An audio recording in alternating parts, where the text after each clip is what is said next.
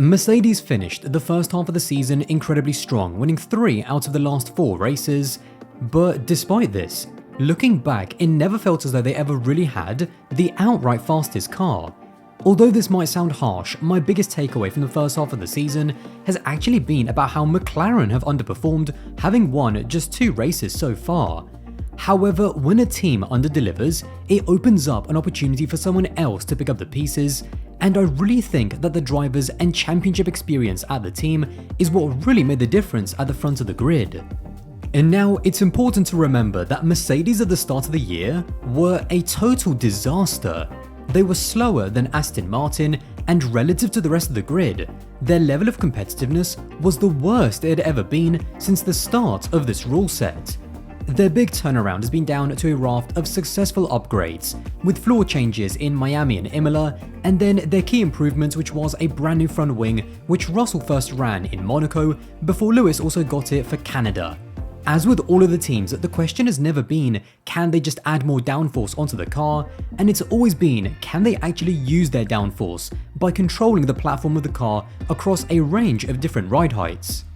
The bottom line is that Mercedes have managed to develop a car which can now consistently run lower to the ground and now also has a wider operating window. Now, initially, I think I, like many people, was skeptical about whether this Mercedes competitiveness was actually going to last. Because this isn't the first time in the last 2.5 years that we've been fooled by a Mercedes revival. However, since Canada and over the course of the last 5 races, which is a pretty respectable sample size, Mercedes has scored the second most points and only 12 less than McLaren. Since Miami, which in my mind is almost where the 2024 season really started, it has been very interesting from race to race to try to figure out across the whole weekend who has had the best car compared to who actually came away with the win. Looking at Mercedes' 3 race wins so far, I think there's a fair argument to be had that even though there have been segments of a weekend where Mercedes were the fastest, that they've never really had the outright fastest car at any point. In Austria, even though Russell put himself in the best position possible to capitalize, before Max and Lando collided, he was over 15 seconds behind the 2 of them. In Silverstone, even though Mercedes qualified on pole, in the race McLaren in wet conditions was by far the fastest car, putting themselves in a 1-2 position after 20 laps, and on the correct medium tyre, Oscar Piastri showed in the final stint that McLaren was also the fastest car in the dry.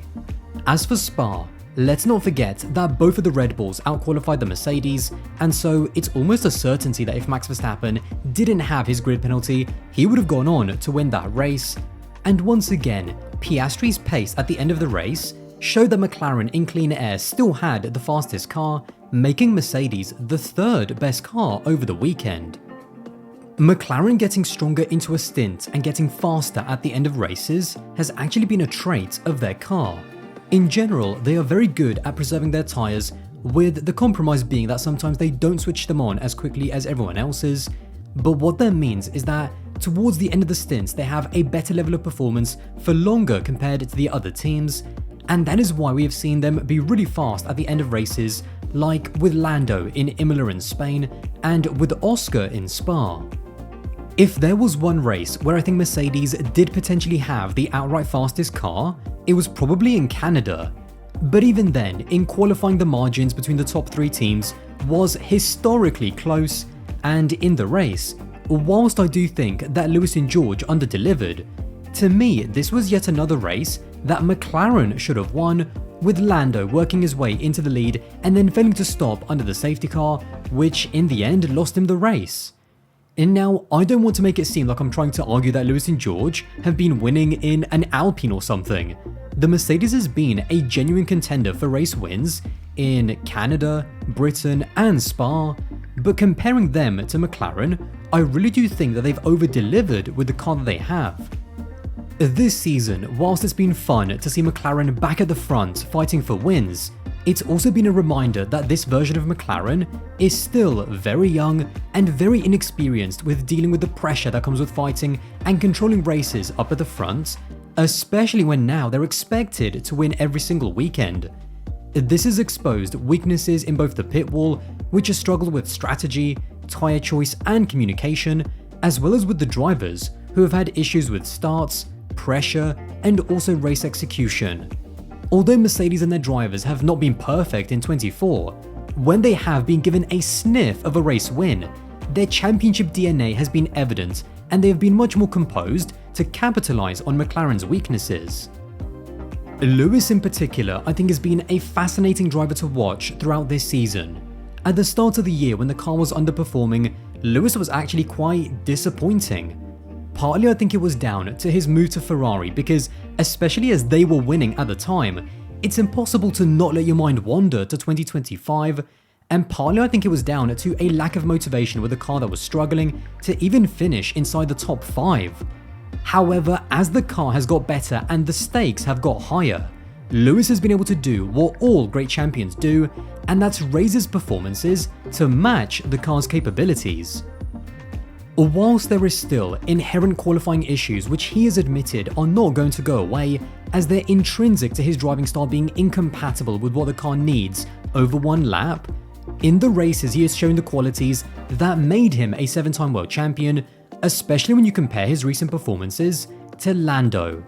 In Silverstone, it was his ability in the wet and also his tyre management in the final stint on the softs that got him the win. In Hungary, in spite of his collision with Max, he managed to make an undercut strategy work and got the best possible result behind the two McLarens. And then in Spa, I thought it was almost a flawless drive, overtaking Leclerc early on track in a car that was faster, which means he had to get it done, and then comfortably controlling his tyres and the pace to not allow Piastri to catch him.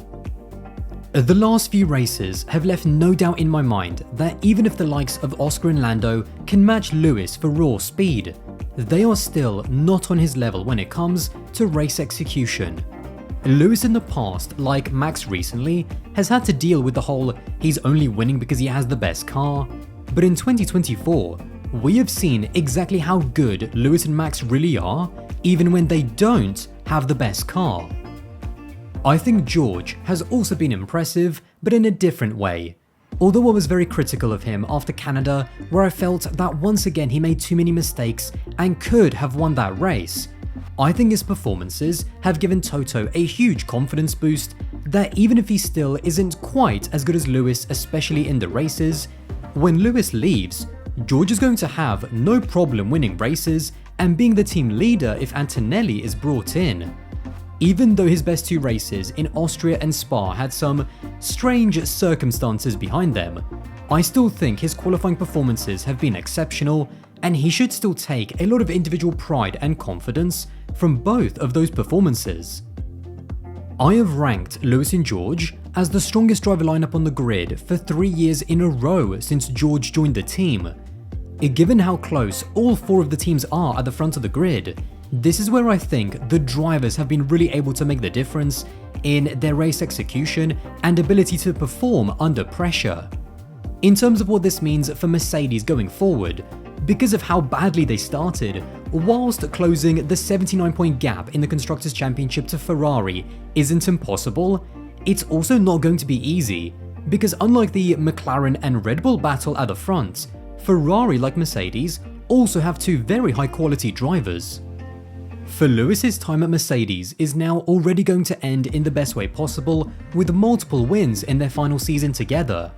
As for Mercedes itself, even if on paper there isn't that much that they can meaningfully achieve in terms of the constructors, for Toto, there is a much bigger game being played in his pursuit of Max Verstappen.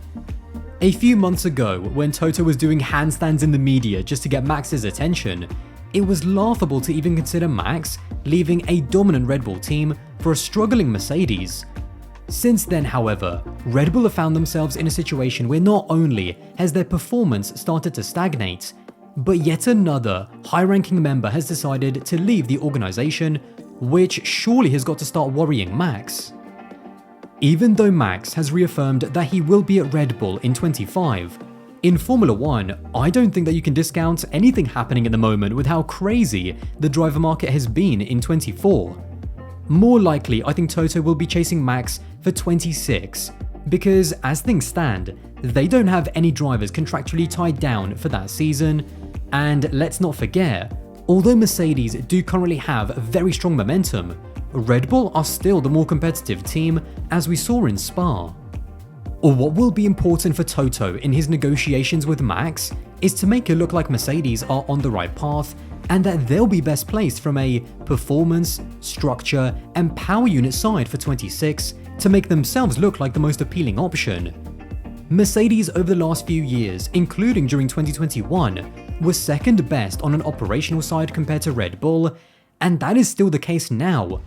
But they are showing signs of improvements, especially on the pit stop side, and they are reviving that confidence that we had in them as a dominant championship-winning organization.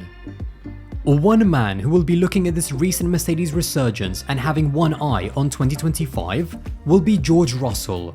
You've got to imagine that with Lewis leaving the team, although part of Mercedes' strength has been their driver lineup, in a championship scenario, we have seen that having two strong drivers often means that they take points away from each other.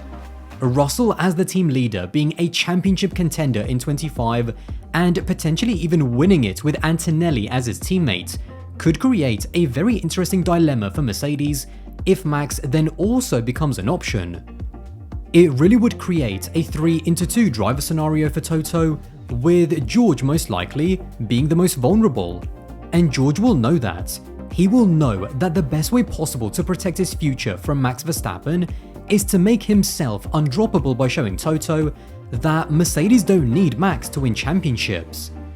All of that, however, is on the horizon because in the here and now, George and especially Lewis have really stepped up and reminded people of their quality by outperforming the McLaren drivers, re-establishing Mercedes as a force in the second half of the season, and potentially even in the fight for the championship in 2025. Well, there you have it. If you did enjoy this video and want to support the channel, then don't forget to subscribe, that would be massively appreciated, and I'll see you in the next one.